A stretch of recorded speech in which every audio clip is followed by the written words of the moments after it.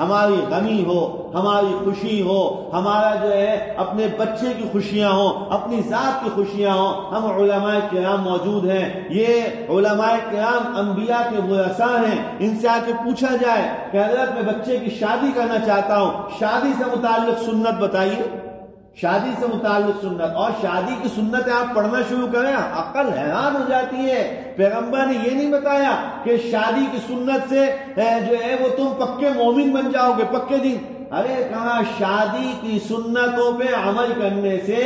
تم جو ہے وہ بابرکت شادی کے حامل بن جاؤ گے، یعنی تمہیں شادی ایسی ملے گی، بیوی ایسی ملے گی، محبت والی بیوی، الفت والی بیوی، ولد اور اولاد دینے والی بیوی۔ ایک صحابی آ کے کہہ رہے ہیں یا رسول اللہ میں شادی کرنا چاہتا ہوں، مجھے مشورہ دیجیے۔ فرمایا معلومات کرو کس خاندان کے اندر بچے زیادہ ہوتے ہیں، وہاں جا کے شادی کرنا، تاکہ تیرے ساتھ ایسی عورت ہو کہ جس کے بچے زیادہ ہوں، تو میں قیامت کے دن اللہ کے سامنے اپنی امت کی زیادتی کے اوپر فخر کروں گا، ناز کروں گا اپنی امت کی زیادتی پہ۔